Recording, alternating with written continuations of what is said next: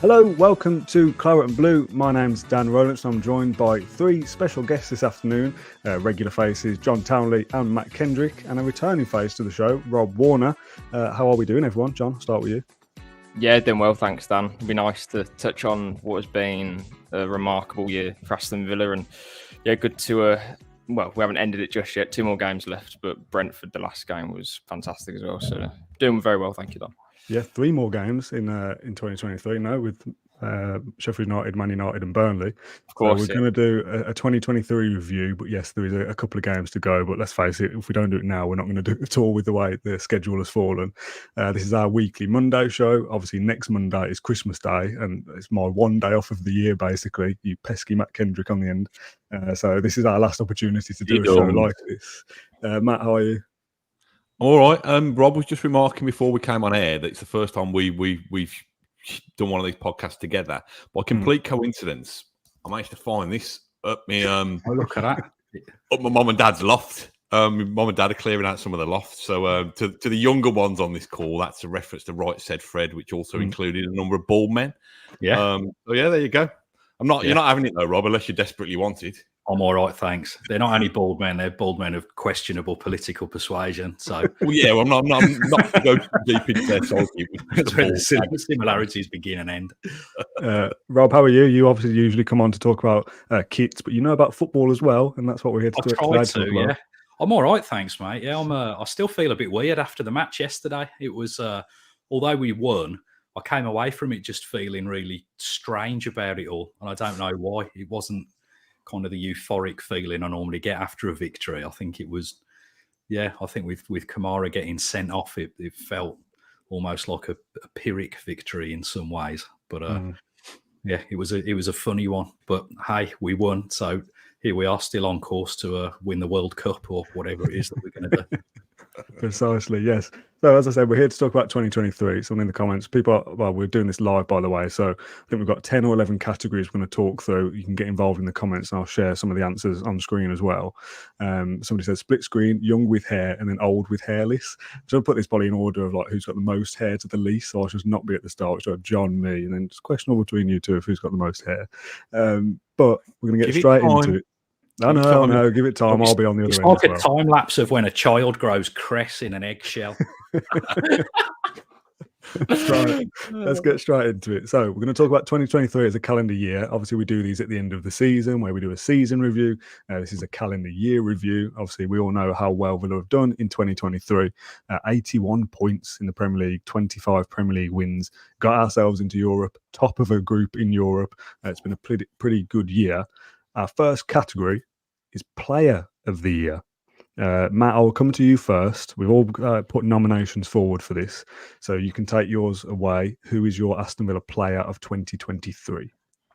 Just as a disclaimer, I think there might be a bit of recency bias that creeps in through all of this because I can't remember much beyond the last kind of week, let alone the whole year. But I've gone for Super John McGinn or Brave Arse, as he will now forevermore be known. We've eulogised about him at length, haven't we? And rightly so, because we thought he was a shadow of his former self at times under Gerrard. But now he's gone and cranked it up to another level. And as Villa take a next step and the next step and the next step, he's the one who epitomises that. Lovely fella. Glad that we've got him. I was listening to the podcast the other day when you were talking about the McGinn, the Making of McGinn documentary, which is recommended viewing. Both his brothers talking about kind of what a cheeky young scamp he was and some good anecdotes from Neil Lennon and stuff. And I think I like footballers to not only impress me with their football skills and their attitude, but to be good human beings as well. I think we've really fallen lucky having Super John McGinn as our skipper. So he's my. There were a lot of kind of alternative choices, which I'm sure we'll go through soon. But he was my kind of unanimous player of 2023. Yeah, my biggest takeaway so far is that you listen to the podcast when you're not on it. Is that true? I can't. I must have been. I must have been. I don't know, queuing for something or whatever, or wandering around co-op or something like that. But it won't happen again. I promise. Yeah, struggling to get to sleep, no doubt. Rob, who's your pick for Player of the Year? Douglas Luiz. for me. Yeah. And I think, again, there could be a little bit of recency bias involved in it, but perhaps not. I think since Emery's come in, he's finally found a role for Dougie, where previously he was either sitting far too deep or playing too far forward. It was difficult to try and figure out exactly what to do with him. And I think the role that Emery's given him has enabled him to flourish. And one of the things that I tend to think about when I'm thinking about how good Villa are at the moment is, if we put all of our players on the transfer list, who would, which other clubs would come in to try and sign them? And I think if Dougie was up for grabs, I don't think there's many teams in Europe wouldn't want to have a conversation with him. And that speaks volume, not just for the ability that he's got, but the consistency that he's showing now. Because I think Villa as a club, historically, or certainly over the last 15, 20 years, we've had good players, but that have shown it in flashes, and the very best players show it again and again and again and again. And that's what he's all about. Yeah, I totally agree. I think my choice probably would have been Douglas Luiz, but for context, I got all of you to send me your players, so we didn't have too many picks. So I picked somebody different for the sake of difference. I went with Emi Martinez as mine. Maybe not his best year ever for Aston Villa, but so pivotal, so vital in moments that keeps us in games where he'll make a genuinely world-class save, and also voted the best goalkeeper in the world this year. So how could he not be one of Villa's best players? John, who did you go for? I went with the same as Rob. Douglas Luiz for me as well. Just a player who he's come on leaps and bounds, but I think we all knew there was a player there for many years. But as Rob said, it was about getting the best out of him. Where, does he fit in the team specifically, and how can he contribute? And I think it's 7 goal contributions this season already, which is something that he would have been posting across the whole campaign potentially, and would be viewing that as a good season in previous campaigns. So, yeah, a fantastic player back in the Brazil team, and he is £100 million player now, because that is the price that Villa would put on his head, or more. I don't know, considering the prices that Chelsea are paying for Caicedo and Enzo and other players as well. So he's right at the top of the market in terms of top Premier League midfielders. And yeah, he's coming up with key moments now as well. You look back to, for example, the Tottenham game, key moment there. Villa, shouldn't have been in that game at half-time. And then he produces an excellent cross for Pau Torres. There was other moments this season as well where he's just come up clutch, and similarly to Leon Bailey in that sense. And yeah, I think he's was like 5 or 6 goals in a row that he scored at home from last season as well. That broke a record too. So yeah, fantastic player. And I mean, there are a lot of key players to how Emery wants to play, but I feel like if you take Douglas Luiz out, there's a very noticeable difference. Yeah. We saw that against Brentford as well. I know we dominated the game for large spells, but it's having that moment of incisive quality. And yeah, what is he, 25 maybe now? He's got many years ahead, and obviously on a new contract too. So he's here to stay, and I don't doubt they'll be interested in the summer, but it's certainly a player that Villa can't, be without. And if there was the case that Arsenal come in again, as I say, Villa are putting a huge fee on his head. So yeah, he's definitely my player of the year. Yeah, let's read some of these comments then. AVFC Stato says, got to be Dougie for me. US Crits, also Dougie. Liam Ritchie, also Dougie. Walking Somewhere, says McGinn. Marine Boy, first McGinn, second McGinn, third McGinn. That's my top 3. Phil Johnson says my personal player of the year is Ollie Watkins. He's been unbelievable this year. Yeah, he would have been in the conversation, I think, at least. David says Dougie with McGinn at close second. I like this one from Simon. McGinn gives us bite, but Louise makes us purr. So it's a nice sentiment. Every line needs both, doesn't it? Exactly, Rob. Exactly. Our next category, which is in the wrong order, is Goal of the Year. Now, loads of contenders for this one. Villa scoring goals for fun, quality goals at that as well. I'll do this in reverse order. John, I'll let you go.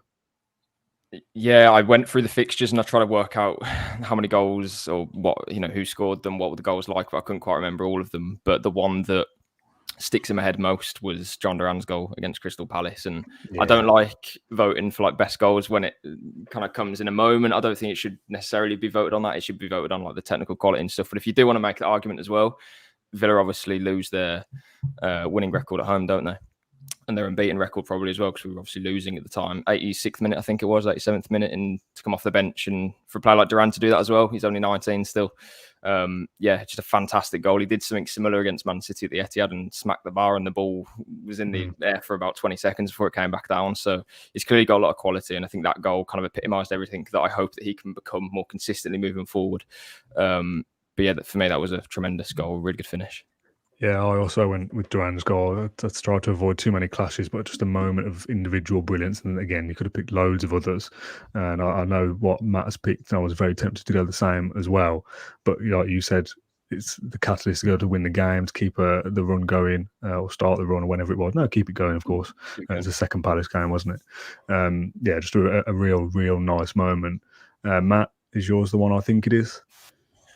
You know, I texted you. I know, but the last time we did this, you changed your mind on air, didn't you? Do you remember? You kept going, I can't remember what I said. I'm not that forgetful, although I have gone for a goal that happened about 10 days ago or whatever it was. So in the last couple of weeks, it was obviously McGinn's winner against Arsenal. Again, it just summed up Emery ball, didn't it? The patient build-up. You know, we weren't at our free-flowing best against Arsenal as we were a couple of days previously against Manchester City, but that moment was enough to win the game. And it's been an education for us, hasn't it, to learn to be patient as a fan base. And I know we're going to go to most improved player throughout, you know, during this podcast. But I think the Villa Park crowd has become improved in terms of being able to understand and to let the players breathe, I suppose, and to let them to trust Emery and to trust the players. And that goal was just magnificent. I mean, I don't know. I moaned, didn't I, after the game that the highlights hadn't taken it back far enough, but we'd only seen the kind of the assist and the pre-assist. But if you do rewind that goal, you can see just the way that Villa play. Just, you know, if you had to give somebody a snapshot of what Aston Villa are 2023, 2024, you play that goal. And I just thought it was a brilliant team goal, finished expertly by my man. Yeah, I was so tempted to go with that, because that is, you know, if you had a dictionary with Unai Emery's play style in or whatever, that would be a dictionary definition, wouldn't it, of what he wants to do. That goal was like textbook. I've got distracted by the comments of Luke asking me why I'm so red. I've done the same thing I did the other day. I had a shower not long ago and I get all hot and flustered, and they've got the big lights on here, so I look like a big red fat tomato. Arsenal, a very good goal. Duran's goal also, and most of the comments are those two. If I had to pick a notable mention before I come to you, Rob, I really like Watkins's goal against Bournemouth. The header, the technique involved to do that, I thought was a world-class header. Rob, what's the pick you've gone with there? Completely left of field. I've gone for Bertrand Traoré away at Leicester. Is that this year? Blimey. Exactly. Yeah. No, I think because it was a brilliant goal. The individual technique of it. It was the sort of goal from a Villa perspective that only Traoré would score. It seemed to take about a minute to go in, almost as long as the one that he p-rolled past the Albion goalkeeper a couple of years ago. And he's kind of, it encapsulated so much of where we were heading to. If we lose that game, it's the sort of game that we always lose against a team that's rubbish and they're getting relegated and we're flying and we're getting towards the end of the game. And somebody who previously would have been one of our best players is now a bit part player and he's come off the bench. And we've won the ball back high up the field, showed a lot of persistence, and then just that absolute moment of clarity from Traoré to bend it over the goalkeeper from there. And I think for me, that was a real moment where I started to believe that things really had changed, that although we were doing really well, I think years of being a Villa supporter had conditioned me into thinking, well, the wheels will fall off at some point. And Leicester would typically be that point. And it just wasn't. And Traoré's just scored an absolute worldie. I watched it back on YouTube before sending you my answers just to make sure I hadn't rose-tinted glasses it. And I hadn't. It was actually better than I remembered. Mm. Yeah. Reminded me of that, of the old the Dean Saunders volley. Yeah. When I was in the Holt end, it seemed like it was scored from 100 yards. But you watch it back, now, and you think, well, was he actually outside the box? And was the goalkeeper only 4'3"? But no, I think Baker was 4'3". But same thing with that goal. It was, I remembered it from the whole 10 that he was almost on the halfway line and he was right on the touch line. He was basically standing in front of Ron Atkinson when he hit it. And then I saw the video and was like, oh, I mean, it was quite good, but I couldn't have done it. It was good, but it wasn't Traore good. No. What could be? A couple of shouts in the comments for not the best goal ever, but Leon Bailey's goal against Man City for the significance and being a winning goal against them. McGinn versus Arsenal has been suggested, as we've said. McGinn versus Chelsea was a really nice finish as well. Yeah. Again, kind of forgetting about some of these. Coutinho versus Arsenal, which also this year, Philip Coutinho playing for Aston Villa, playing well, seems like a million years ago. And a team goal against Everton, someone else said as well. So absolutely loads you could pick from for something like goal of the year and even player of the year as well. We narrowed it down to 3 or 4, but you could make cases for 5 or 6 players to have outstanding years, which we've come a long way, haven't we, with the podcast specifically. When a couple of years ago we were struggling to even pick 2 or 3 players or pick a goal of the season. So long may this run of form continue, if you can even call it that. I did have these in some kind of particular order. If you don't mind, I'm going to jump all over the place to the best signing of 2023. So, of course, we've had two transfer windows, the January one and the summer one. Alex Moreno, John Duran, Pau Torres, Moussa Diaby, Yuri Tielemans, and one other I'm probably forgetting, maybe Zaniolo. Zaniolo, of course. Longley, yeah. So a few options to pick from. For me, this was a pretty straightforward one. Pau Torres. Anyone else go for Pau Torres? Yes. Yeah. Yep. Okay, 3 of us. John, I'll let you talk about him because you're a better speaker than I am. But kind of as we said about Alex Moreno in the winter window of like transforming the way we play, Pau Torres has taken us to a different level, hasn't he?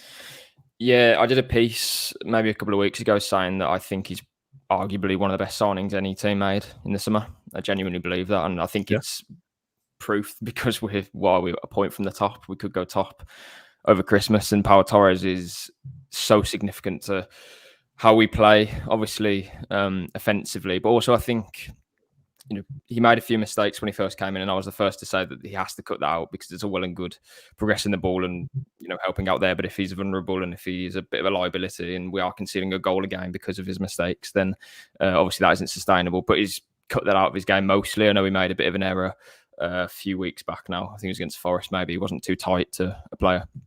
But he's putting his foot in. He looks more secure. He knows his position even better now. He's been playing almost like a midfielder. I think in some games recently against Brentford, he was practically playing in like towards the final third when Villa had the ball, against Zarinsky obviously as well. But you can't take too much from that. But yeah, Torres for me, probably the most progressive centre-back in Europe, playing under a manager that obviously he knows very well. I can't fault the transfer. I really can't. It's been transformational, as you say, like the Alex Moreno transfer was as well for Villa and how they play. And, if you take him out, I think Longley, to be fair to him, I think when he comes in, he does well. Whether or not he'll stay with the club after January, I don't know. But the point being that if Torres isn't in the team against kind of any opposition, I think you will notice a substantial difference. Or at least maybe if you're a player on the pitch, you'd notice a difference because you'd notice, for example, Ollie Watkins isn't getting the ball enough, or, McGinn isn't receiving the ball high enough as he'd liked, and we're playing 2 or 3 more passes to get to the striker, whereas Torres will play into his feet and we can go straight away. And we're just constantly pinning the defence back, which allows us to play the football that Emery wants, and we're always suffocating the team as well. And then obviously, going the other way, the offside trap, he's learnt that very well too, playing alongside Consa and Carlos. So yeah, I can't fault the transfer. I think he's been pretty much a 10 out of 10 transfer. Yeah, Rob, a slightly different perspective from you, obviously slightly older than John and myself. Where does he rank in terms of centre-backs you've seen at Villa? Well, it's a difficult one because it's still fairly early doors.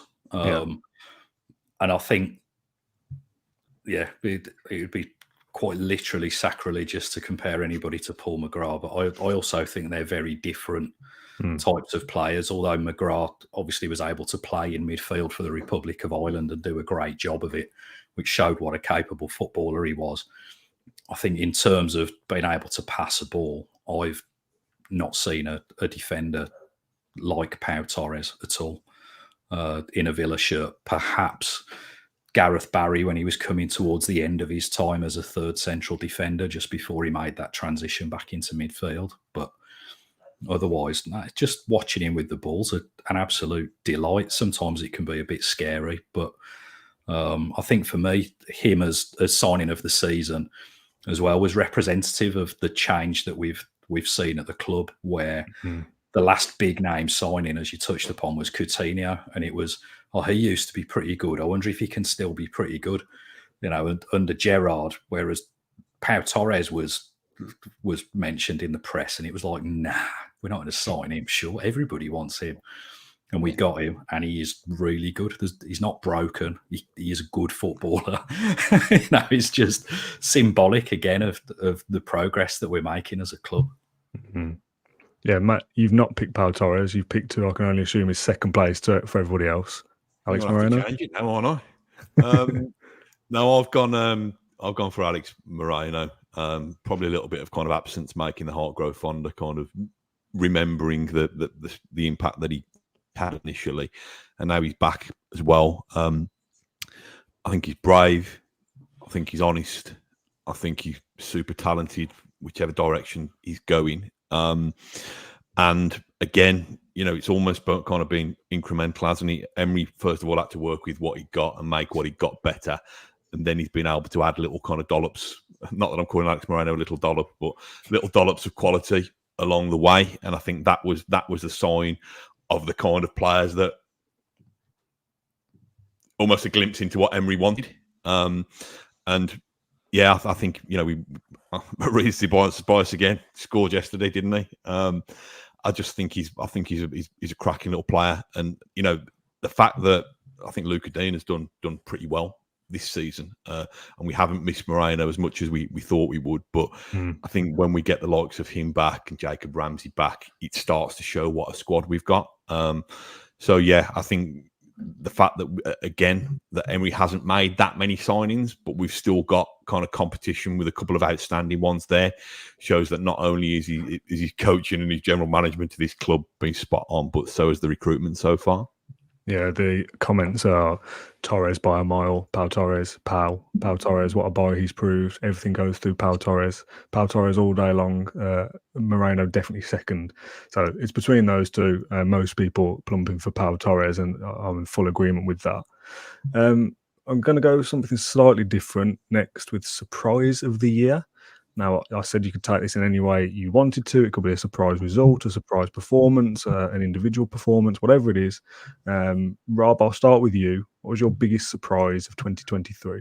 My biggest surprise of the year was being asked to speak to Adrian Chiles on 5 Live about the wet shirt fiasco. And just before me, Chiles was interviewing presumably his hero, Brendan Batson. So the pair of them were trying to give me a bit of grief from an Albion perspective, which was never going to fly. But yeah, it was bizarre, and I think as well showed the sort of profile of club that we are. Because at that point, it was early in the season, we were doing well, but nobody was talking about us the way we are now. And the fact that we'd got dreadful football shirts made national news, and I think.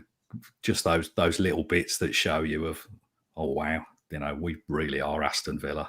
If Leicester have got rubbish shirts, nobody cares. But if Leicester have got rubbish shirts, it's on the news.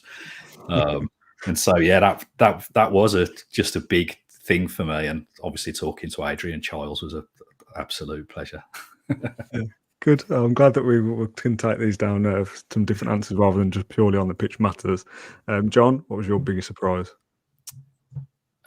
This might overlap into a different category, but I just put down the renaissance of Leon Bailey. I did not expect a kind of a comeback story as good as what it's been. He is.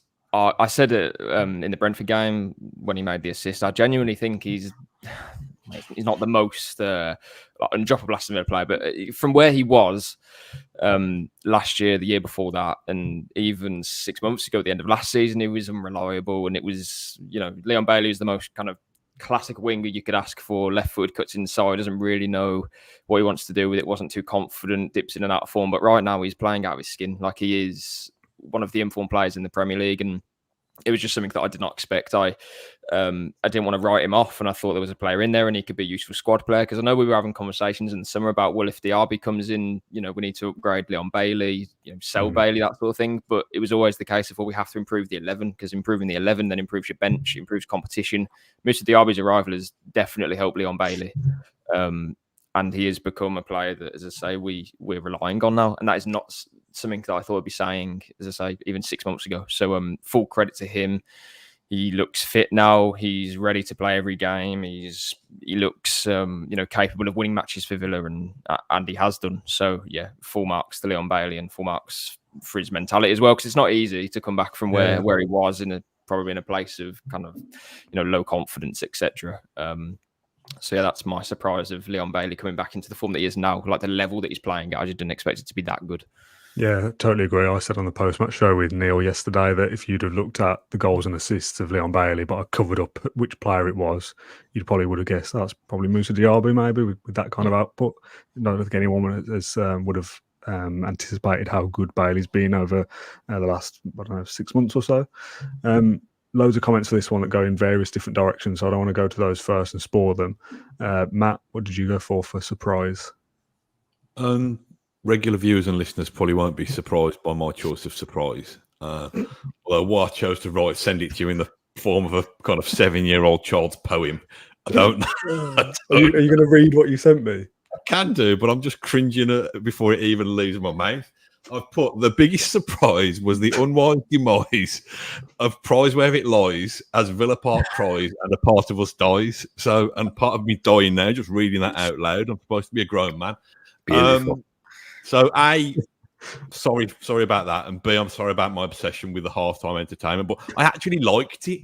I was actually all for it. I don't think it needed changing. And we've moaned about these kind of crappy little goals that they throw up on the halfway line, and somebody who's either able to answer a simple question or able to strike a ball cleanly on the half volley, but not capable of doing both. I just thought the format of Prize Where It Lies, even if you win a lifetime supply of Monster Energy drink, it just worked, didn't it? And I know it was a faff getting the big bloody whatever it was, the big circle disc thing, and sticking it back in the laundry trolley to get it back off of the pitch. But why did it go? I mean, I do love the fact that we're having such a great season. That's the only thing I can find to moan about. But if it ain't broke, don't fix it.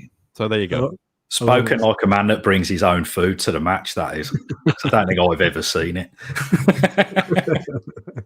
I love how much thought you put into that. Right, a few comments then. Loads of shouts for Leon Bailey. Diego Carlos coming back from injury, and the fact how good he's looked since how bad the injury was. US Crit says the lack of quality in the steak and kidney pies is my biggest surprise. There's a couple earlier. Surprise of the year with hindsight, Newcastle 5, Villa 1. Probably did us well to take a hiding early in the season. David says I didn't see the Newcastle win at Villa Park come in. Gaz battering Man City as a surprise. Brighton result totally dismantled them, says John. And that's kind of where I'm going to take my answer, I think. Just the fact that we're in title contention in December. How can that not be a surprise? Whoever would have saw that coming at any point over the last 12 months? Well, you said also, top 4, to be fair. Couldn't be too far. I don't like to keep bringing it up that I was right about that. But to be in a title race come Christmas, whether you think we're going to go and do it, and I don't think there's many Villa fans realistically out there who will say, yes, we're going to win the league. It seems to be external voices saying that Villa have got a chance. I think we're just happy to be up where we are, and top 4 would be an achievement. But if you'd have said a year ago, Unai Emery's going to take charge and do so well that you're going to get into Europe this season, next season you're going to be top of your European group, and you'll be third, joint second, I think it might be, in the league come Christmas time, and be genuinely in a title discussion at least. Absolutely, that has to be a surprise. And if you add into the factor that in the summer you lose Tara Mings and Buendia and Ramsey and Moreno, and you still do all that, that's unbelievable. Yeah. Yeah, sorry. I was just going to search how many manager of the months Emery's won, because I don't think it's many. And I do want to point out, if it's only one, that's a disgrace. I don't think he's even won one, has he? Let me have a quick look. 2023. He won one in April. And then you've got Arteta. Ten Hag's won 2. Yes. Wow. Mad, and Postecoglou's won 3. remarkable. Yeah, he won 3 in a Is he row. voted for by the fans, like the player of the month is? I don't know. It might be. It's like I don't actually know. To be fair, it Yeah. must be if that's the case. I'm surprised Emery's won it once, and if it's voted by the fans. Yeah. Yeah. Is that your surprise of the year, John? Unai Emery's only won manager of the month once. No, to be fair, we might be crossing over in something later, but losing to Stevenage, I think, was a massive shock. That had to be up there. Or was it Sanson scoring? I'm not too sure. Yeah. But maybe we'll speak about that later. I don't know. But I'm surprised that hasn't come in the comments. If not, I don't know. But Yeah. IVFC Stato is in the comments, and he has won 4 LMA Performance of the Week awards, though. So that's something at least. There's been lots of weeks in the year, hasn't there? That must be. How many games is that? So one of those was recently. One of those has got to be against Man City, surely. I mean, IVFC Stato, if you can clarify for the rest of the show, that would be handy.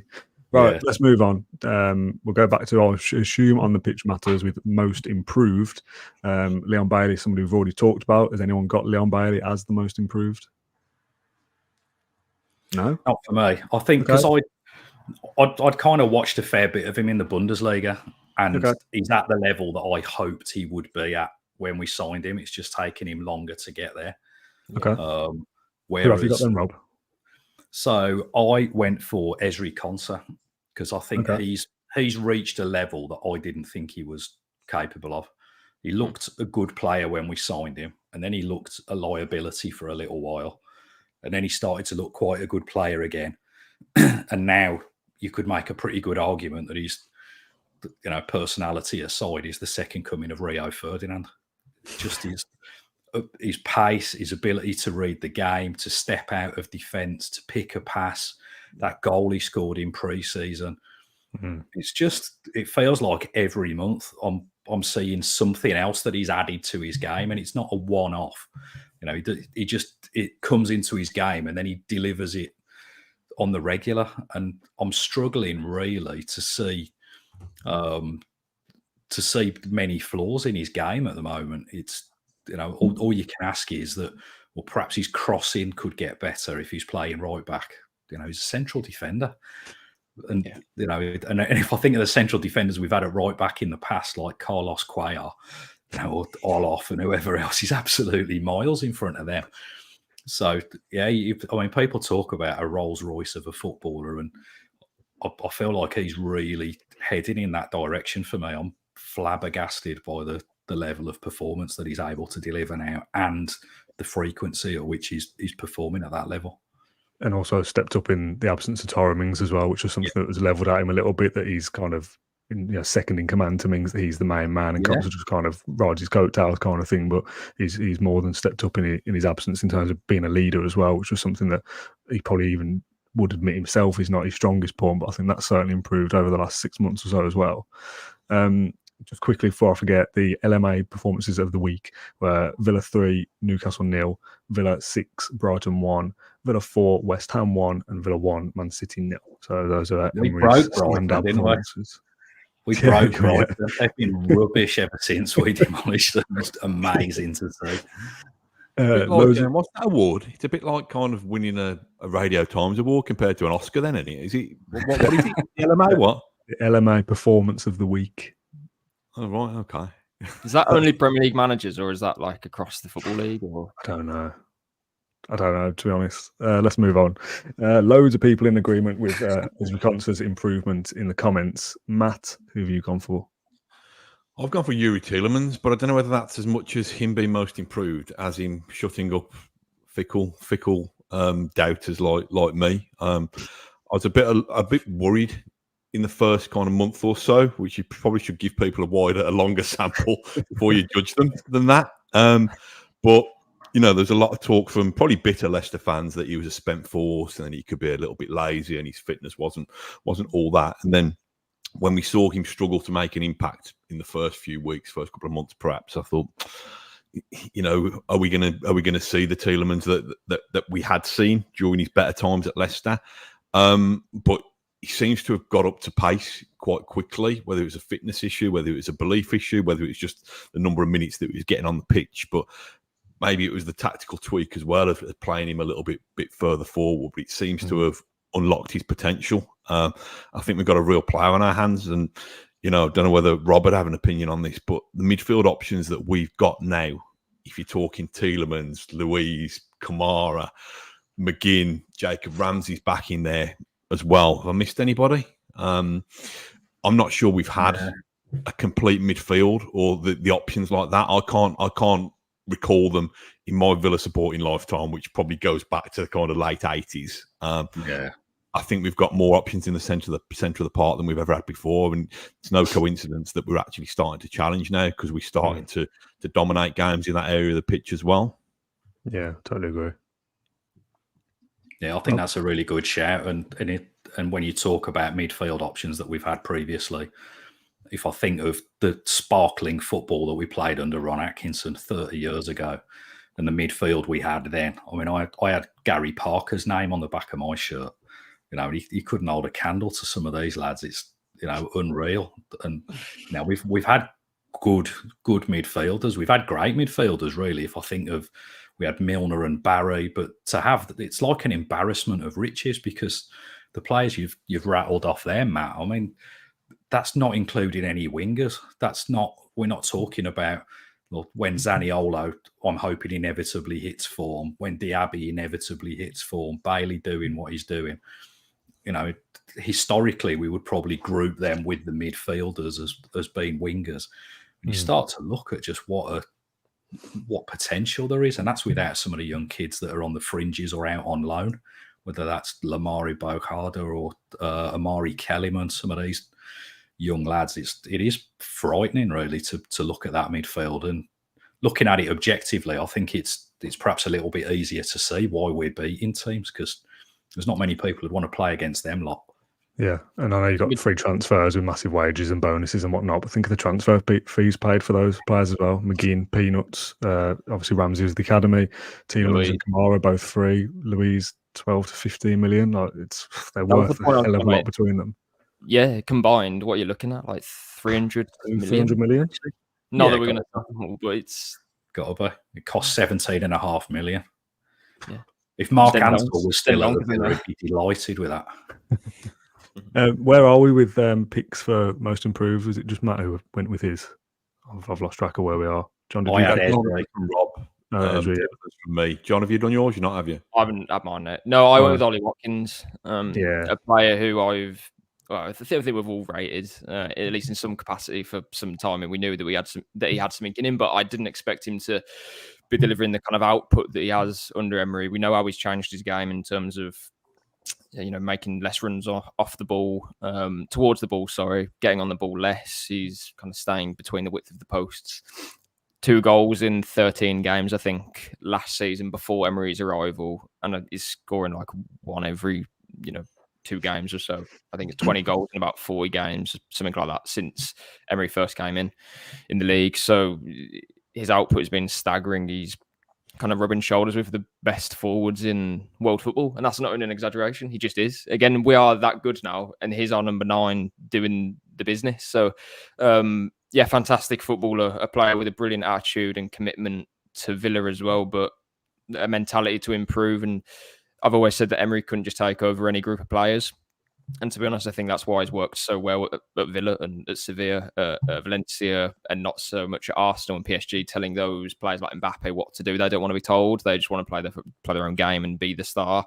Whereas our team are all, fulfilling a dream, really, of trying to get into Champions League football. These players didn't expect to do that early in their careers, because Watkins is obviously, towards his late 20s now, I suppose. But when they signed for Villa, I don't think they would have expected to have kind of gone on a journey where they're punching now with the best teams in the division. They probably saw Villa as an opportunity to play in the Premier League and prove their worth as Premier League players, but they're all on a journey together. And I think Watkins, like McGinn, like Mings, like Martinez, all of these players, they're all there. But in terms of the output, scoring goals is probably the hardest thing to do in football. But Watkins' attitude, I think, needs to be commended. Do you think, John, as a fan base, we're perhaps too harsh on Ollie Watkins? Because there's still a lot of fans will comment on the chances that he misses, and sometimes he does miss control of ball, or he tries to beat a man and gets it caught under his feet, which are areas to still improve upon. But if we were to try and sign somebody better that doesn't miss the few chances he misses, I don't know who we sign that would realistically come to Aston Villa. You're looking at Harry Kane level footballers. Yeah, I think it's very short-sighted to just say, like in the summer, it was the case of, or in the previous summer, so for example, when we sold Danny Ings, it was a case of, well, we have to now sign this player for so much money. And while I don't doubt Villa were looking at forwards, and maybe they still are as backups, I don't know. But you're right. If Watkins leaves, that's a huge hole that we have to fill with a 70, 80 million pound signing. What 70, 80 million pound signing comes to Aston Villa? And what player is there anyway? Because Watkins, for me, is, right up there with the best strikers in Europe. Yeah. Who do we possibly look at? And it's a non-starter for me in terms of he's either a player that has so much more to improve and stuff. For me, he's not the finished product yet, but he's a complete striker and a player that, is absolutely pivotal to where we're going and where we've got to. And yeah, the noise about, are we missing some chances and whatever, the goal scoring ratio that he gives, it proves that, if he was doing that, it'd be better than Erling Haaland in terms of output. And that's the best striker, one of the best strikers that's ever lived, probably. So, Watkins for me is definitely the most improved player. I think with Watkins as well, I think you've got to factor in the fact that he might miss a few chances. You don't miss many games. He's got a really, I know he did a couple of weeks ago, but he's got a really impressive fitness record. Don't want to jinx it now, but considering the amount of effort that he has to put in and the way he has to lead that line, and I know we've got John Duran now who can give him a little bit of a break in some European games and towards the end of Premier League games, but Watkins still has to get through an awful lot of work. I know Emery's tweaked it so that he's able to do more of that work in and around the penalty area and in central areas rather than having to kind of patrol both flanks to shut down fullbacks. But I think that's got to be factored in as well, because even if you got your £80 million that you then wanted to go and sign a top level striker, are you going to get one who's that durable as well? So I do think we have been a little bit harsh on him, and I have to kind of give my son a little friendly slap round the ears every time he moans if Ollie Watkins misses a chance, because I know that invariably, whether it's that match or the next match, my son will be back on his feet celebrating another Ollie Watkins goal. So this is the danger of becoming such a successful, well, hopefully successful club. Though our standards keep climbing and climbing, don't they? So we're going to be less forgiving, I think. I think Watkins had 3 Premier League goals, was it, at the start of the year when we sold Danny Ings as top scorer at the time, and obviously went on to do 14 in the end last season, 15 in the end. So a barnstorming second half of the season. He's on 9 already in 17 appearances in the Premier League specifically. He's only 6 goals away from matching his best goals return for us. And let's face it, he could have that by the end of the calendar year with Sheffield United and Burnley at home. He's on course to be a 20-goal Premier League striker, and the amount of goals and chances he'll get in Europe as well in the latter stages. He's an unbelievable footballer, and we've spoke a lot about him over the last few months. We did a video 2 weeks ago about it. Only Erling Haaland is better than him in the Premier League at the moment as an out-and-out striker. So there's not much more to say about Ollie Watkins. I absolutely love him, and he will go on to be our all-time Premier League top goal scorer at some point. It's inevitable, in my opinion. Loads of positive discussed so far. There's 3 or 4 categories left that are all good ones, apart from one that is low. Who's your most improved then? Oh, sorry, wrong button. I went McGinn with mine, just because of what he was doing under Steven Gerrard. And he wasn't alone. Most players were poor under Gerrard, but I question the choice of a captaincy. I question that he should still even be in the team, and to do what he's done in 12 months of transforming his game, being a genuine leader and a perfect captain. Unai Emery has kind of unlocked something in him, and he just, we said it a million times, if John McGinn plays well, Aston Villa tend to play well and tend to win. He's that important to us. So one of my favourite players to watch. I did read the other day that he's only 16 goals off being Scotland's all-time record goal scorer. Yeah, that's ridiculous, isn't it? As a midfielder as well. Yeah, madness. One thing Scotland were pretty handy at has been having decent strikers over the years. Yeah. So. There's a good chance he will break that record at some point as well. I don't think he takes penalties either, does he, for Scotland? No. Hopefully he does from now on, but... Yeah, special footballer, and we're very lucky to have him.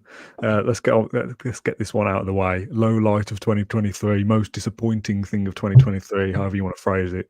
Matt, I'll come to you first. What's been the worst thing about 2023 for you? I'm glad we've got our resident kit expert on here. I know he's mentioned it previously, but I think I on the text message to you, I put those crappy jumped in the canal kits. I think when we spoke about him a couple of months ago, I think it was I don't know whether you all remember this, Rob. It'll go over Dan and John's heads, but when you used to do your kind of swimming lessons and get your badges, and you had to jump in the deep end in your pajamas to rescue a brick. That's right. I think it got a little bit of that look about it, hadn't it? 10 minutes into matches, and finely tuned athletes look like they're absolutely kind of dripping in sweat and out of condition. But yeah, I just think, and again, it's a sign of how well Aston Villa are doing on the pitch that I'm having to find that as a low light. I probably would add some of the, and again, this is probably me trying to be the champion of the working class fans, but some of the stuff that's gone around the kind of the corp, what's the word, gentrification, I suppose, of Aston Villa Football Club, and trying to make it more corporate. I get it, I understand it, I don't like it, and I can't afford it. But it'll be that. It'd be the kit, and it'd be some of the things like the kind of the lower grounds and that kind of thing. That's just me being a miserable old man, I think. No, a couple of comments. The word you used there from Gaz, the gentrification of the Holt End, and Neil, the terrace view and the lower grounds, off the pitch, on the pitch, Stevenage. John, you mentioned Stevenage earlier. Is that yours? No, I don't think it was. Okay, what's yours then? It was Tyrone Mings' injury against Newcastle. Yeah, that's mine as well. Kind of both of them, really. The defeat in itself wasn't good, and we did a whole 2-hour video on it, or 1-hour video on it, basically explaining the reasons why. And one of the main factors was Tyrone Mings, and I was glad to see his video a few weeks ago explaining his rehab and his. And he's not retiring. Yeah, but he's been doing different bits, and mainly just because at that moment we all knew what Mings went through when he had his ACL for Bournemouth and what toll that took on him. It wasn't just an injury; it was genuinely something that really affected him as a human being. So for me, that was the kind of what's going to happen? And it was nice to get an update about what he's been up to and what he's doing, and he seems to be in decent spirits as well. So that's good. And obviously, Wendyr also had an ACL injury. Don't want to kind of overshadow it, but it was just the situation with Mings previously that really kind of, I think, distressed some fans, thinking, well, this is going to be or it could be a repeat, and we'd like to know that he's okay. But he's clearly in good support with Villa anyway. So yeah, good to see he's doing all right. Good to see he's doing all right now. But yeah, for sure, that was my low point of the year. Yeah, agree. That was mine as well. Although I've thought of something else I'll go to in a second. Rob, take it away. What was your low light of the year? Yeah, so I'd also got Tyrone's injury. Okay. I think, on a personal level, as much as anything, I think he's characterised so much of the turnaround at the club since he arrived. It's his own personal redemption arc kind of matches ours as a club, and to see him in so much pain, somebody who's typically a warrior, to see us then go on and get battered in the same match, and knowing that really he probably wouldn't have got that injury if the old rules were still in place, that the flag goes up for offside as soon as they're offside. Yeah. It was just, I can't remember feeling like that after a match since probably the Arsenal game at Christmas, when I was still a student and Santa Claus came parachuting in and rolled off the roof. Don't worry, any kids watching at home, he was fine and he will still deliver your presents this year. But I had that sort of feeling to myself that I'd seen something really, really bad, really unpleasant. So it'd be interesting to see what happens when he is fit. Where does he fit into that team now? I mean, it seemed like there was going to be a gaping hole. I think the one thing I would say is that if we have got some ambitions of playing 3 at the back in some away games, you potentially put Torres as the central one out the 3 to be able to step up and play the ball forward, and then Mings and Konsa have got the athleticism to go either side of him and use their strength and pace. So I think Unai will be really working out what tactical tweaks he can make with Mings, with Buendia and some of these players when they are back from injury. Yeah, every time we do a Q&A, people say, where does Mings fit back in? And I've kind of just keep avoiding the question because I don't know the answer at this stage. It's mad, isn't it? If you just said, don't worry. Of course, if you just said at the time what a blow he would be, you'd just think, we struggle to even stay in the top 10. Like, that'd be decent if we're still around that conversation without him. A couple of different comments then. Newcastle game was horrible, says Jim. 2-0 loss to Nottingham Forest, says Phil. Without that, we'd be top right now, and it's the only game this season we haven't scored in.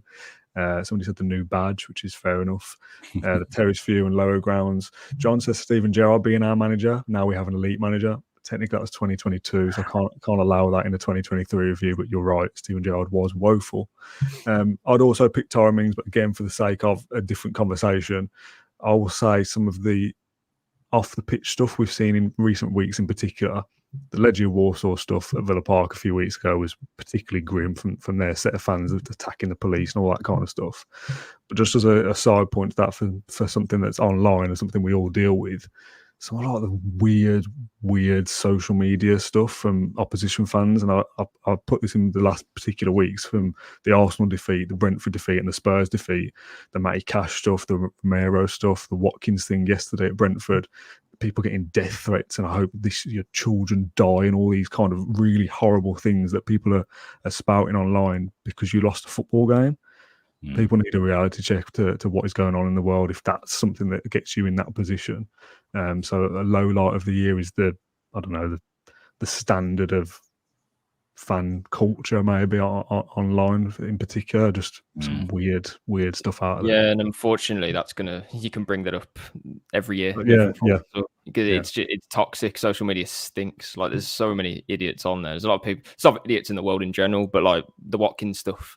There was clearly one fan that was abusing one of his family members throughout the second half, and Watkins is not the person to cause any trouble or whatever it may be. But just in general, I'll say even Villa fans, when you sit around and they're hurling abuse at players, they're just humans. I've never been able to understand it. Why them playing on a pitch means that you can hurl abuse at them, at people that they know, or whatever it may be. If you're doing your job, you wouldn't expect that. And I understand football's tribal and there's banter, but when it crosses a line, it's just no place for it, and especially on social media when they hide behind little football avatars and stuff. It's unbelievable. The one I saw yesterday, I don't want to dwell on this too much because it is grim, it's disgusting. Obviously the Tom Lockyer stuff in the Luton game, suffered a cardiac arrest, collapsed for the second time in 6 months or so this year, and obviously a really serious thing. Some Brentford fans were suggesting Ollie Watkins should suffer a cardiac arrest after his antics in terms of celebrating in front of the fans. Like, what the hell? Like, what is going through your mind to say stuff like that?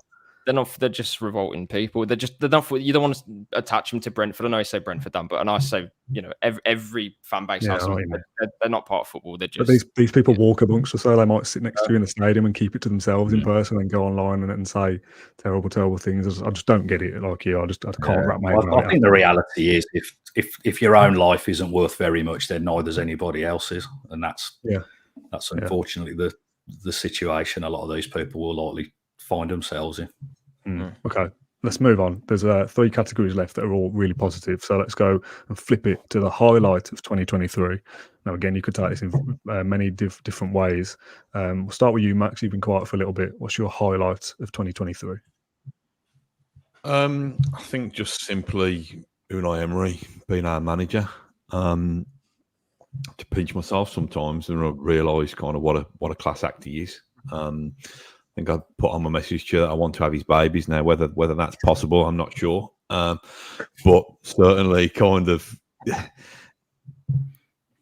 I've never known anything like it. And like I said, I've followed Villa since the kind of mid '80s, and been lucky enough to see us win a couple of things. A couple of League Cups, and to challenge for the title under Graham Taylor, Big Ron. John Gregory's Villa flirted with it probably about 25 years ago. Being around the top. Were we top at Christmas, Rob? I can't remember, but being around the top. December 98. We were in the reckoning. We went crashed into the Trinity. Yeah. But to actually, and we said this after the Man City game, which I'm sure we'll come back to soon enough, to see Villa actually play that kind of style of football that dominates the treble winners, largely regarded as one of the best club teams in the world. I don't know how he's done it. I don't know what kind of magic is at play to do it, and it's not a fluke because he's done this consistently throughout his career. And you people are probably sick to death of me having this kind of loving with Unai Emery, but I just hope that the laboratory conditions that we've got at the moment for him, being able to give him control over pretty much everything. I mean, I just hope I wish somebody would let him take control of the match day food, to be honest, because we'd be and the match day halftime entertainment, because we'd be sorted then. But I just hope that we continue to keep pace with what he wants, give him everything he wants, and he will deliver for us. So, I know it's a long-winded answer, but I couldn't let this kind of 2023 review pass without me giving him loads of love again. No, absolutely fair. Rob, what's your pick? Well, speaking of having people's babies, I am going to say that for me, I'll go deeply personal with it. And my daughter Amelia has started getting into football this year. She's nice. 8 years old. We live up in the northwest, so we don't get the chance to get to as many games as either of us would like. But I took the kids down. It was my little boy's birthday in March, and we went to the women's game at Villa Park. And she absolutely loved it, and she really kind of got a flair for what was going on the pitch. She was saying, well, why did the Villa players wait till the others are close to them before they pass the ball? And she was really recognising what was going on. So we went to a women's game the following week, and then she wanted to go to a men's match. So the easiest ones for us to get to so far have been the Europa League games. So took her to Hibs. Atmosphere was a little bit flat because obviously it was a dead rubber. But she still enjoyed herself. She wants to know which player's song has got the most swearing in it. So I've told her it's Tyrone Mings, and she's now dead excited about him being back from injury so that she can hear that. And then, we took her to the Legia match, which was, as a dad, was quite an interesting experience, because going there expecting that there could be trouble, saying to her before the game, if at any point I grab you and start running, don't panic. It's, because she just had to be prepared. She did let me know that she's the second fastest runner in year 4, so not to worry. But yeah, so now I think her getting into it's really brought back to me. I've got the love of football, of Villa doing well, but also seeing it through the eyes of a child again. And I think I've had the privileged position, like you guys really have been able to peek behind the curtains of the sport a little bit, and you get to know the people and the goings on and the workings. And, sometimes you lose, or certainly for myself, you lose a little bit of the magic of what made football so important. And so now having her as part of it with me it's like I've got a new lease of life of being a football supporter. So yeah, for me, it's got to be that. The Legia game also would have been my second choice for surprise of the year, because it was only when we got in the car afterwards and put TalkSport on that we realised there'd been no away fans in the ground. We just thought they'd been really quiet. She was like, I thought they were going to be noisy. I was like, so did I. And because we were at the other end of the Whitten Lane stand, then we couldn't see where the away fans were supposed to be. And it was only we got in the car and it was there was none in the ground. So yeah, took us by surprise. But that's been my personal highlight, is seeing it again through the eyes of a child. Yeah, really nice answer. John, what's yours? Whatever you say won't be as good as that. So, yeah, exactly. Just get it out of the way. John sees every match through the eyes of a child. Sorry, John. You're right. I went with the final whistle from the Brighton game. So final whistle of last season when we got back into Europe. It was like, oh wow, we've actually done it, and it was a fantastic moment. I know there was a clip that was going around, and it was John McGinn kind of like shielding the ball in the corner, and I think he won a corner, and then the ref blew his whistle. So that was like a nice kind of, John McGinn's, I always say, has lived the V Sports era and stuff, and yeah, that was kind of fitting. But yeah, just to finally be back in Europe, that was it. I was going to say something like, winning at AZ, because that was like our first big win back in Europe. But I just thought, well, actually, the moment of being back and seeing the kind of the stadium, it was just bouncing. Emery walking around the sides with Nassef and Wes Edens as well. The whole club just felt like, okay, now we're back. We've had this last 4 months of fantastic results and 7 months of Unai Emery doing his thing, and we've actually, it's come together and it's done something. If you finished 8th or 9th, it would be like, we came close, but it's been good and we can go next season, that sort of thing. But to actually get there and get over the line, fantastic.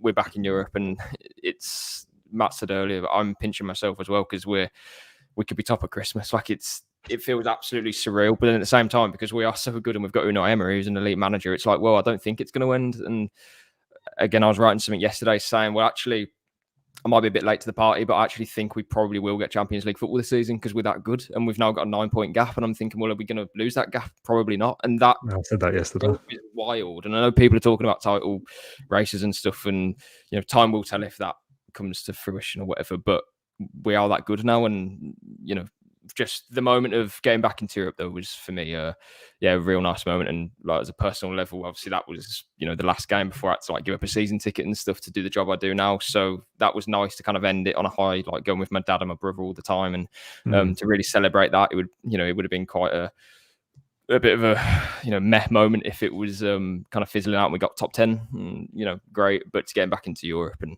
to see where we are now. That specific moment I'll look back on as like that was when it really started. I know a lot came before then, but that was like a memorable moment that I don't think I'll forget. Yeah, that's a great answer. I think it's probably my answer for favourite game, which we'll get onto in a second. Highlight of the year is Villa Park form in 2023 for me. Just feeling like, I don't know how many games we played at home in 2023, what, 20, 21 or something maybe as a rough guess. And we've obviously won at least 15 of those because we've won the 15 in a row. Just going to Villa Park as a season ticket holder still and thinking, well, we'll probably win today. And just having that like belief that we'll do it even against the likes of Arsenal and Man City, and to have that, and it's coupled with the things you guys have mentioned as well, that Unai Emery is the guy to get us there, and this kind of run of form we've been on is unbelievable, and the amount of dross we've seen at Villa Park over the last even 10 years, never mind going back any further, to now be going there thinking, well, we'll probably win, and we'll do so playing well, playing nice football and scoring goals is my favourite thing, going to Villa Park with that expectation. The one I'm going to move on to now very quickly, I don't know if I worded these wrong when I was making the little slides. I've got moment of the year, which is basically highlight of the year, but I was maybe thinking of like a specific thing rather than like a wider thing, like a run of form. Did you get answers for this that were different enough for us to talk about? I mean, check my answer. I did. My moment of the year was when John Duran signed for Villa and they showed him Angel's video on the big screen from the Holt End, and it just, I don't know, it was just awesome. It just felt very Villa of welcome to the family. The fact that JPA was still dead pleased to get involved with the club and still speak so highly of us. You got a young kid there, 19 years of age. Yes, he moved away from Colombia earlier in his life, but he wasn't that far away from home. Pretty much the same time zone, whatever else. To then completely different, awful weather, different time zone. And to have done that, I think it spoke of the difference in the club, especially, any of us that were around when Angel signed for Villa, and a lot of the talk of how hard it was for him to settle in because there was nobody at the club taking care of that, which is crazy to think of now, but he just had to fend for himself, didn't speak the language. It was a disaster, and how that's turned on its head. And I just thought, from a sporting perspective, from a club perspective, and just from a human perspective, it just felt so Aston Villa to me. I felt really proud of it. Yeah, I'll go with mine next as a moment, and I've put every time the Conference League music is played, because I like the tune. Every time it plays, I go, I wish this was the Champions League music. And I genuinely feel like we're not far away from it being the Champions League music, and that will elevate it even higher. But even just like when we did the YouTube live stream, when we were in the draw, and it's like, okay, we qualified for Europe back in that Brighton game that you mentioned, John, and you have the whole summary, like, you're going to be in it, but you don't really hear anything about it apart from like different coefficients and groups and whatever else. And it all kicks off properly, and you see the logos and the music plays. I kind of go, oh, this is it now. We're proper. We are back. We're back in something proper, something tangible. And obviously the home games at Villa Park in the Conference League, and they stand there, and if the camera walks by and the music comes on, it's like, as a moment, as an individual, like 30 seconds or so, that music it's a bop as well, isn't it? It's a good tune. Yeah, fair enough. Matt, Yeah, have you got I one? was lost in the moment of thinking of the last match, watching it on TV of the last one in Mostar, and it was like it was being filmed on a BlackBerry when they were going across. Like the picture quality was dreadful. So yeah, I was just reminiscing about that. Of I wonder, like, did they even play the music in the stadium, or was it just being played like over the footage? Yeah, being played off like the commentator's phone into his little microphone or something. It's just Dan's ringtone. That is. It's just great they have to tune. ring Dan Rollington to get tune. it played. Yeah. Matt, have you got a moment? I've got a couple actually, because I think John's more eloquently than me described what my moment. I was going to say Emi Martinez on the pitch when he said, "Let's go to Europe, baby," after the Brighton victory. But the other couple of ones, I don't know whether this is the right thing to highlight, but when that fella, when he's trying to wang the bottle of mayonnaise over the stand and he falls over the curb, I just think it's, in terms of justice, I'm sure that's not the right amount of justice, but in terms of justice being dished out quite quickly. Was it your gag, Rob, about it being welcome to Hellman's? Was that your It Twitter was gag? indeed. I was going to use it again there, yeah. Oh, yeah, sorry, mate. I'd love for us to have a big tifo. Welcome to Hellman's. With just like a black outline of him about to splat with his condiment, which that would be lovely. Good tifo. I went in a Banksy style with him. Like, yeah. Squirty bottle of it. Yeah, you couldn't write it. Well, you could. I did, obviously, but and the other one completely random. But I said before, Dan, didn't I, that I've got this. My one indulgence is having a Bluetooth speaker in my bathroom so I can put my tunes on when I'm in the shower. And sometimes I leave it hooked up after I've had my shower, and then I play my WhatsApp voice messages on there. And I played one from Dan, and it was like Dan was like God, like talking down, it's like booming out from these big speakers. I mean, it wouldn't have been anything particularly profound. It had been something like, Matt, can you send me your answers to this or something? Can I have a day off, please? Yeah, something like that. But yeah, so those are my three rather random moments anyway. Nice. Okay. John, have you got one? I think I got my moment and my highlight or whatever it was that we just did then mixed up. But I had the week or back-to-back games against Man City and Arsenal, winning them both 1-0, winning them in very different ways. I know that's not a moment, but I think I got confused with the last round. But yeah, just last season's top two of the best teams in the world, beat them both at Villa Park. We equalled the record, then set the record. So there's much more to it as well, to literally create history with that Arsenal win. So yeah, I don't think it gets much better than that, really, does it? Playing the top two, home and away. Sorry, both at home, 3 days apart. Winning them both 1-0, 2 clean sheets. Again, we battered City, could have been 3-4-0. And then Arsenal, we were kind of, slogged it out, but we got over the line and we showed real grit and determination. So, yeah, and made history with it. So those 2 games, you can't really get much better than that in a week. Yeah, special mention to Wesley's tweet yesterday after Ben Mee got sent off as well. Yeah, that was one of my moments of the of just Wesley I can't even imagine what his heart must feel like when he sees Ben Mee on a football pitch. Yeah. Did you? And I haven't listened back to the post-match show, but Thomas Frank, who said that it was never a red card. I am baffled. Can someone explain that? I was in the press conference and I heard him say it, and I didn't want to say anything that he hadn't said, so I had to ask people, did he say that? And they're like, yeah, he said it wasn't a red card and there was no way. And I'm absolutely baffled. I can't understand it. He's off the air. It's dangerous.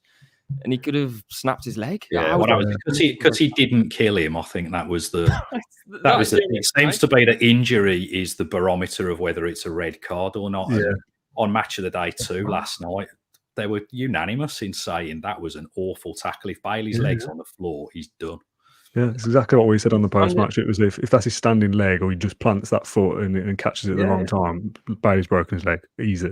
Yeah. It's hard. Both feet are off the ground. It's out of control. It's the most textbook red card you will ever see. And for Thomas Frank to say it's not a red, it's like a whatever the phrase was.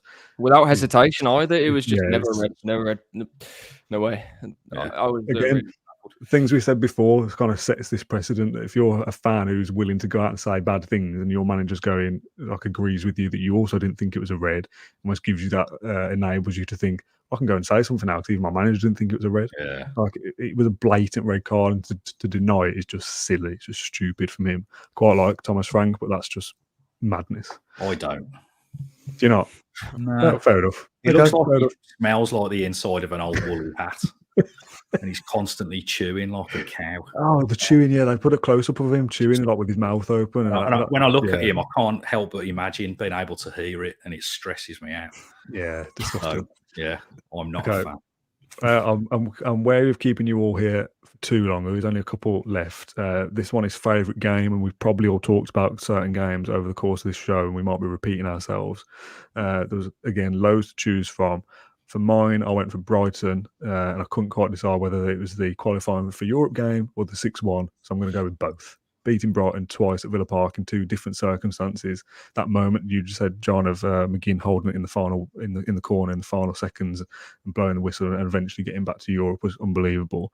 And to dismantle them the way we did at Villa Park earlier this season is like at one of the first times we like set our gauntlet down of like, okay, forget West Ham, Brighton, and Villa all competing for the top 7. Maybe we're far and away better than these, and that was again like setting a precedent for me. Yeah, I totally agree.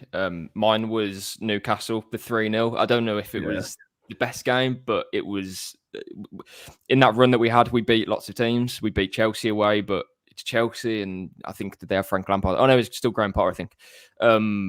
But the Newcastle game, that was a proper team, and the team obviously got top 4. They were excellent last season, Newcastle. They really were, and that I think is something that we're emulating this season. I don't know, maybe we're better. I don't want to compare the two, but I mean, I just have.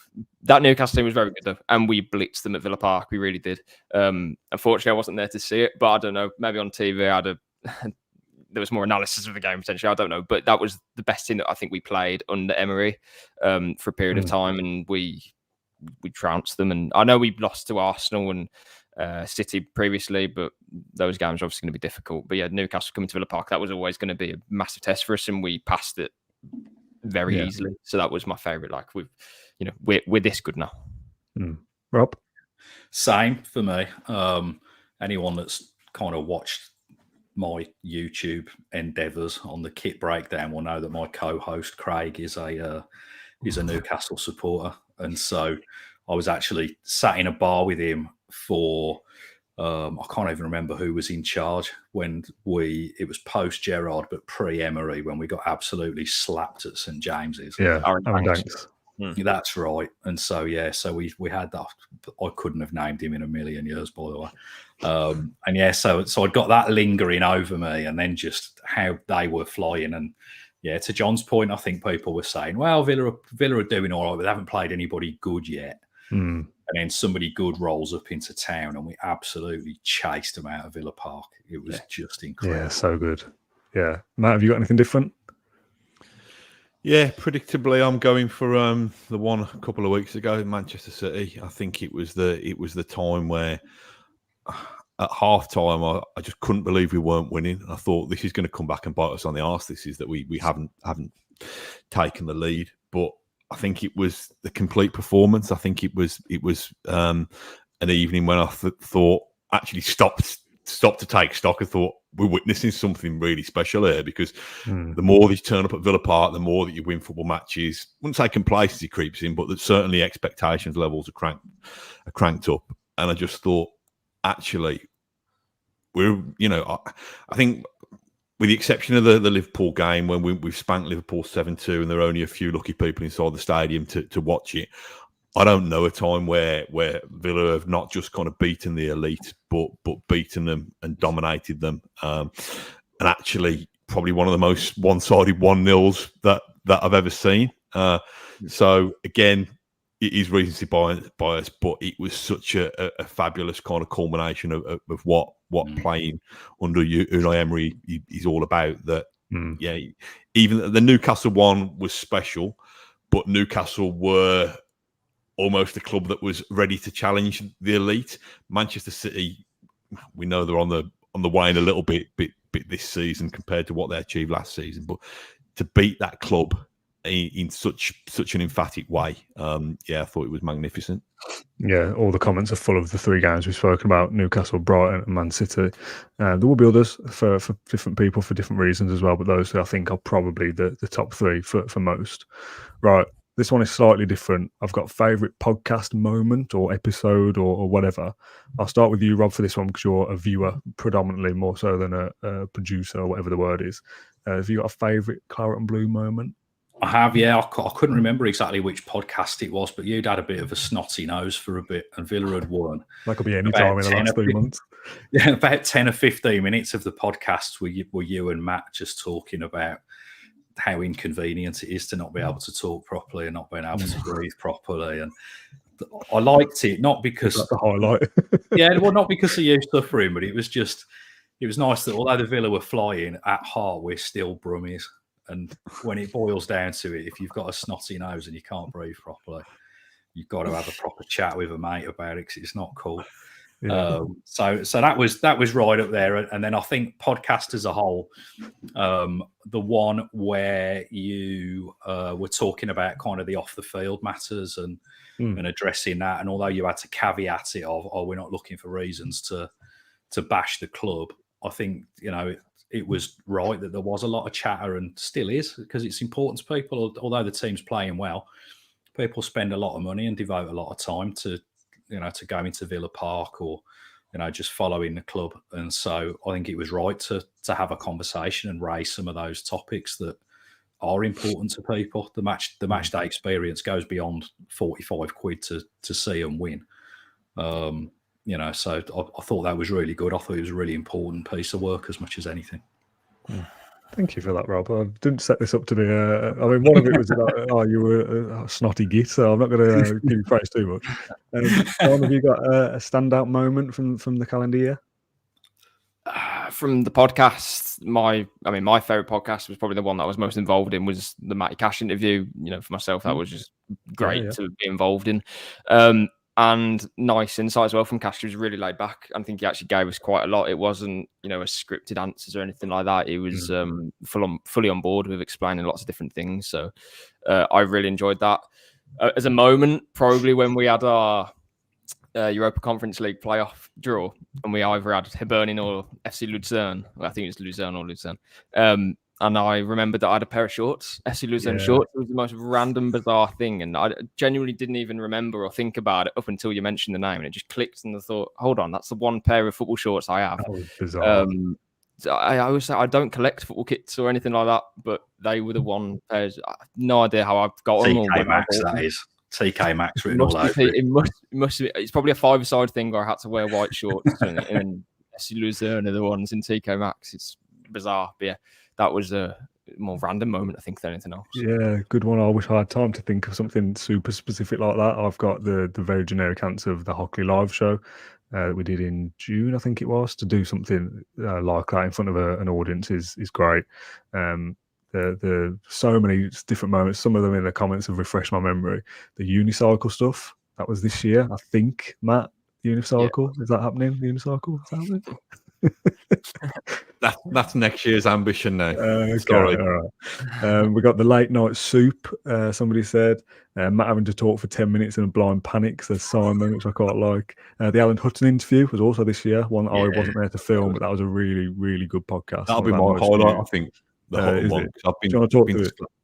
Yeah, just been a bit slack, haven't I? You all these we start each year with the promise of all these people we're going to speak to, and David Platt's mobile phone number still lays undisturbed because I'm still too scared to phone it in case he rejects me because he'll break my little 10-year-old heart. But the Hutton one, Ash Priest, bless him, managed to organise that one, and I think I was invited along for moral support as is my way. Ended up bloody hardly letting Ash or Alan Hutton get a word in edgeways, to be honest. But it was brilliant. He was really, really open, really honest. Hutton, got to sing his Scottish Cafu theme tune at him, but he spoke really well. So that's on the New Year's resolutions list for next year, Dan, as well as learning the unicycle at long last. Trying to actually get some more of those former player interviews in the bag, because as much as we like having a good natter, I do think there's still some brilliant stories to be told straight from the kind of horses mouth of some of our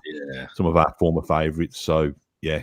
You not that my promise means anything, because I said I'd learn to ride the unicycle by the end of the calendar year, and I've now got 13 days, which ain't going to happen. But I promise that we are definitely going to try and get some more former favourites on for you next year.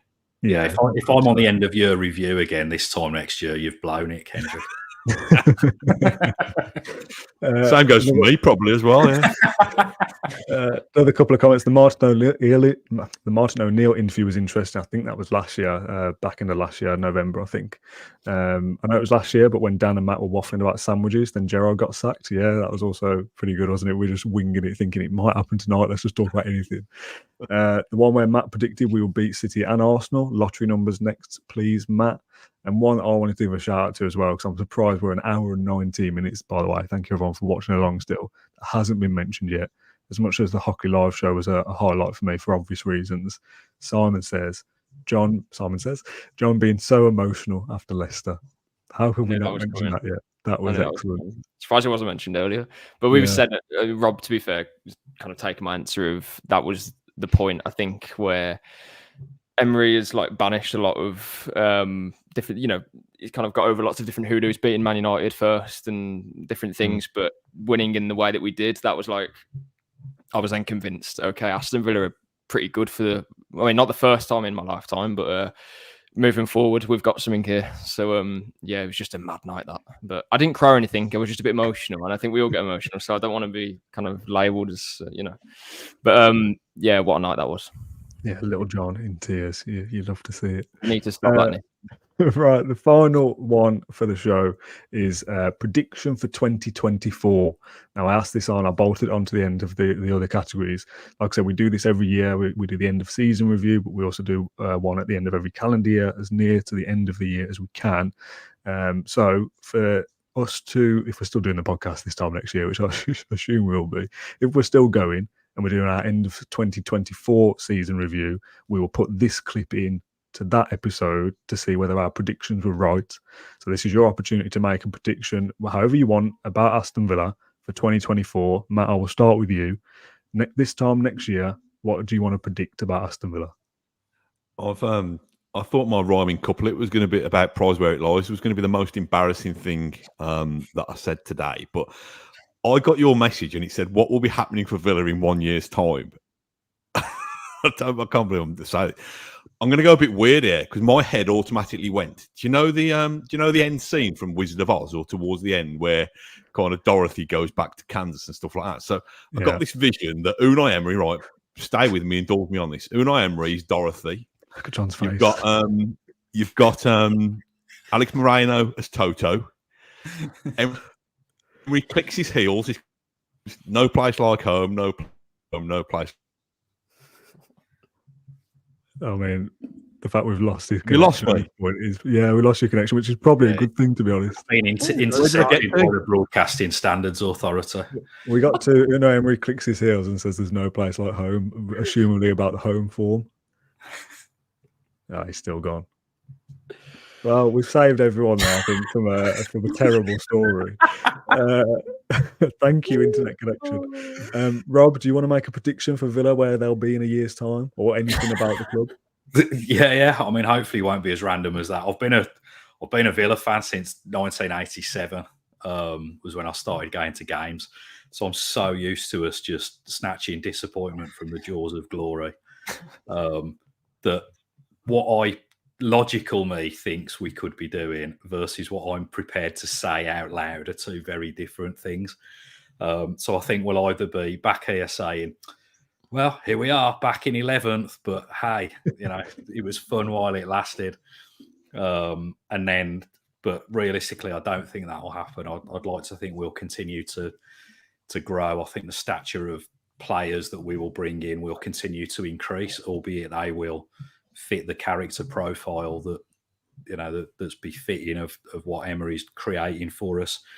I think if we are looking like we're going to make it, assuming we qualify for the Champions League, if we're looking like we're going to make a dent in it, I'm fully expecting COVID, global warming, whatever's going on in Israel, something's going to get in the way that's out of our control. But I'd hope not. I can only really see us now with the cash that's around, with the personnel that's within Villa Park, off the pitch. I struggle to see us not being in the reckoning at this end of the table for quite a while. It's easy to perhaps think about, well, how long could we have Emery for? But I still tend to think of Dean Smith as when he was at Villa being a young manager that was learning his trade.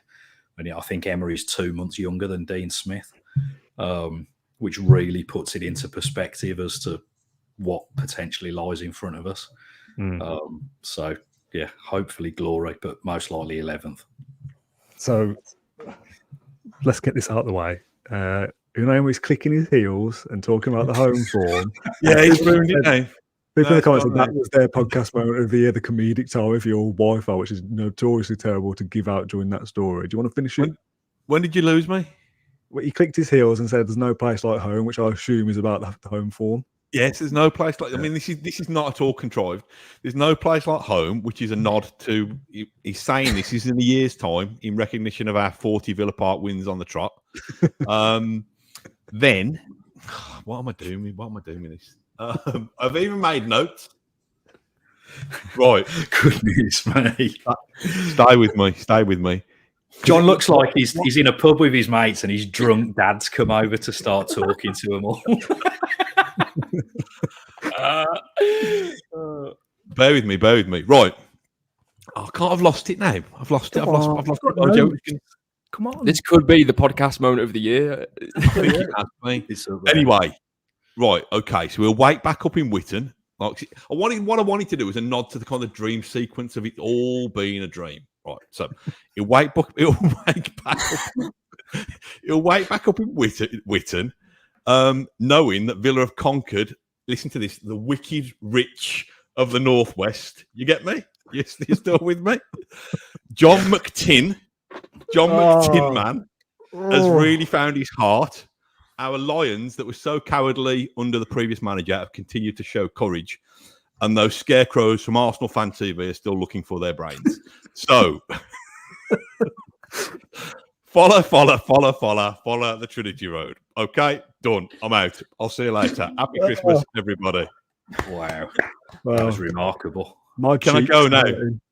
From smiling and laughing at that. That was frankly ridiculous and probably the podcast moment of 2024. I don't think there was a prediction in there, was there? Other than that, I'll continue to keep speaking gibberish in the next year. So there you go. John McTin. Unbelievable. Right. Okay. So we've had Rob's, which is going to be, we might be in 11th again. It was all a big joke, or we're still consistently competing around the top end. John, this is for the end of next year's show. The clip we're going to insert in. What are you thinking? I think it's hard to kind of... Right. So I'll say that we'll have a European trophy in the bag in the Conference League and we'll be in the Champions League. I think those are my two predictions. I think that's definitely something Villa can do this season. I think that's almost... If it's anything else, we've won the league. So Champions League and Conference League, that's not the max we could do this season because we are in a title race until we're not, right? But those two things I think we can definitely achieve. And I also think that's should be remarkable, wouldn't it? If we got the Champions League, winning a cup, it doesn't get much better. And yes, the title was there. But as I say, time will tell. And I'm not really convinced we've got it in us to kind of last the distance on that anyway, because once the knockouts start and we've got different rounds of that, there's the amount of pressure that's going to bring. It's a different type of pressure playing in those games. So yeah, this time in a year, I think we'll have a Conference League in the bag. We'll have Champions League football, hopefully. I know it's a different format. I was going to say something like we'll be, in the round of 16 and we've just been drawn out like Arsenal were and Man City were earlier today. But I think it's going to be a whole different league system. I think you play 8 games or something. So that's kind of ruined my prediction from earlier. But yeah, we'll have another trophy in the cabinet. And Champions League football as well. That's my prediction. Surprisingly, I thought I was going to be going big with my predictions. So I was going to say similar things about the Champions League. I didn't expect you guys to bring that kind of stuff up. Obviously, in the season show, I said about top 4 and was laughed at, as I will keep bringing up. And we're on course to do that. I do believe that. I was going to say exactly the same thing as you, John. My big prediction was going to be that we'd have topped our Champions League group this time next year. Not only just being in it and getting through to the next round, we'd be top of our little group. But because the format is different, I can't say that because I don't really know. It's like a league system. I don't know if you have to finish in the top 6 of that league to go through and play. I honestly don't know how it works at all. So let's just say we'll be top of the league thing in the Champions League format. We'll at the Bernabeu I think there's much of the talking this year about a title race and it being like you said. I don't think that's the distance and we're in it till we're not, and we're kind of happy to be there. Maybe this time next year we'll be talking about a title race and a genuine thing of we could actually go on and win this time. Maybe because this year is so good. And if we finish third this year and this time next year we're around the top of the table again, maybe we're not just going, oh, it's nice while it lasts, we'll see what happens. Maybe we'll have signed real quality over the summer and we can genuinely go all the way this time next year. Who knows? What were your predictions 12 months ago? Because obviously then it was still very early doors from an Emery perspective. I'm sure if you'd have predicted where we are and what we're doing, then yeah, you'd have been wheeled off to Kansas with Matt. I think we probably said this time last year just to get back into the top half and be pushing for top seven for this season. Last season it would have just been let's just have as good a year as we can, and if that's top half, that would be pretty good considering where we are. Nobody was talking about Europe or the Champions League 12 months ago. Not many people were talking about it 6 months ago. So yeah, the fact that we're even having the conversations we are, it's nice while it's happening. But maybe this time next year it will be a more serious conversation that, oh, I can't believe we dropped points in this game because now our title charge is already over because you can't afford to lose any games. Yeah, being in the next stage of the Champions League, if that's how it works this time next year, would be my prediction. But I fear that this group stage thing and the changes they're making means that we won't know that this time. Yeah, it drags on. No, it drags on till about the second week of January, I think. So 8 games, more matches, and yeah, I mean, we want to be a part of it, don't we? Of course, so I'm not going to complain about it. This is it's a very Brummy way of looking at it, but by the end of this season, given where we are now, we're still in the FA Cup for a start for now. You know, we through to the next stage of the Conference League. We could go top of the league by Christmas, which, you know, I think I still am in Kansas, like you say, thinking like that. But what's the minimum requirement now? I know it's a negative way of looking at it, but what's the worst case scenario for Aston Villa for this season? Not the worst case scenario. What would you be prepared to accept now for the end of this season, you chaps? I've said we spoke about this after Brentford. I think if we didn't qualify for the Champions League now, I'd be disappointed, given where we are now and the gap we've already got. I think if you finish 6th now, yes, while Europa League next year is better than this year because we've done the Conference League, to not qualify for the Champions League, given where we are at Christmas, potentially, seems unthinkable. So I said my prediction, I probably should have used this for this segment, I don't think Villa will drop out of the top 5 in the Premier League from now till the end of the season. I don't think we'll drop down to 8th and have to claw our way back. I think we'll just constantly win enough games to always be in the top 5. I'm just hopeful. Go on, man. I was going to say, I'm just hopeful that 5th is still a Champions League place if we end up in 5th and we don't end up just sneaking out into 5th. Because is it nailed on that it definitely is this season, or not yet? It's partly dependent on. If Villa won the Conference League, we'd go a long way of helping ourselves, basically. If we won the Conference League, maybe Liverpool went far in the Europa League. Feels a bit pessimistic to be worrying about 5th, but realistically, you have got to say Arsenal, Manchester City, Liverpool. You know, the 3 of them are likely to be the top 3. I saw one of the comments just now that, you know, we're potentially kingmakers this season rather than actually winning the title ourselves. So yeah, I'd hate that if we didn't quite squeeze into the Champions League places. I think that would be a massive disappointment.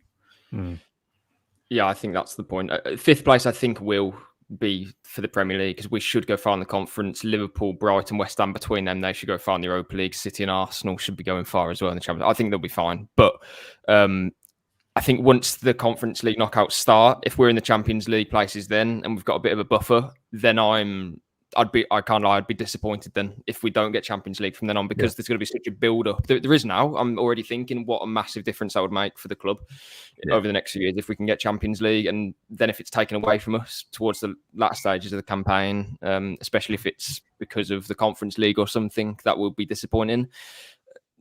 But yeah, I can't kind of how far we've come now to be talking about disappointing not to get in the Champions League, and we're only in December. But that's how strongly I feel about it. I do think it's still a bit early to be talking about. I think we're on such a massive, and it's no fluke, by the way. We deserve everything we've got, but the season's, we're not even halfway. We're nearly halfway, but let's just see where we are in a couple of more months. I've probably said that a lot this season already, but once the Conference League knockouts start, then it's going to really ramp up and that will test the squad even more. So, but I'm all for Champions League now. I know previously I said Europa League and that would be, a strong season because that would be an improvement. Considering where we are now and how well we are and how well we've been going, how good we are, then I think Champions League has to be the target now. Okay. I just think I want us to it sounds an obvious thing. I want us to stay in the title race till the last couple of weeks in the season. And by virtue of doing that, you have the thrill of this season. Yeah. You have potentially, if you're staying in the title race that long, you're pretty much guaranteed touch wood Champions League football anyway. And, then you've got the safety net of going and winning a trophy in Athens as well, haven't you, at the end of the month? So, Christ, it's remarkable, isn't it? What a roller coaster. I think that's a really good point Matt makes there, because a few weeks ago we were talking about if we get above Spurs, we're in the top 4 and that's fantastic. And we were like a point inside. And now we're kind of punching, can we get top? And all of a sudden we've got 9 points on 6th place, which is massive. So if we are doing that, all of a sudden in a couple of weeks' time, you're thinking, well, actually, look at the gap that we've made up. So yeah, you're kind of aiming for one big thing. But then if it doesn't happen, which is to win the title, we've got Champions League. So yeah, it's mad that we've talked for an hour and a half, even speaking about where we are at the moment. It is really surreal. Yeah, it's mad. I'll stand by what I said. I don't think we'll drop out of it at any point because of that buffer we've already got. Villa will, even if you lost a couple of games, you win the third, and then you go on another little run, and you're constantly always up and around it. I don't see us going on some mad losing streak. And also the teams behind you have to win every time you lose as well to even make up that 9-point gap.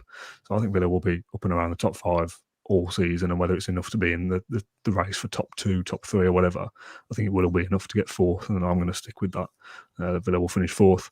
I'm going to call it a day there, though, because I've got other responsibilities that I'm being called to go off and do. I didn't think this would take an hour and a half, but it's been a thoroughly enjoyable chat with you all. Rob, thank you so much for joining us. Likewise, John and Matt. Besides that Wizard of Oz scene, that was weird, but I think people quite liked it. I love the fact that the internet gods tried to cut me off in full flow. No, that was me. He was just like, hitting the kill switch. So we can't have this on the episode. No, really, really, really good. Thank you very much. I think our next episode will probably be the post-match show for Sheffield United at the end of the week. So plenty of time for people to go back and catch up on this one in its entirety, because I appreciate it takes a lot of people's time to sit through and listen to something like this. But it's been an absolute pleasure. Gents, thank you so much for joining me. Thanks for the 500 people watching along live for an hour and a half on a Monday afternoon. That's really great to see. Thanks to those. Thanks to everyone who will catch up on this in the coming days. Get involved with Spotify, iTunes reviews, all those kind of things, YouTube comments. I will leave a template to fill in the categories we've filled in for people in the comments to share their verdicts as well. We'll be back on Friday with the Sheffield United post-match show. And we've got a Christmas special coming up as well, which will likely be on Christmas Eve that we're recording this week. That should be a good one as well. Gents, thanks for joining me. Thank you all for watching, and we'll see you very soon.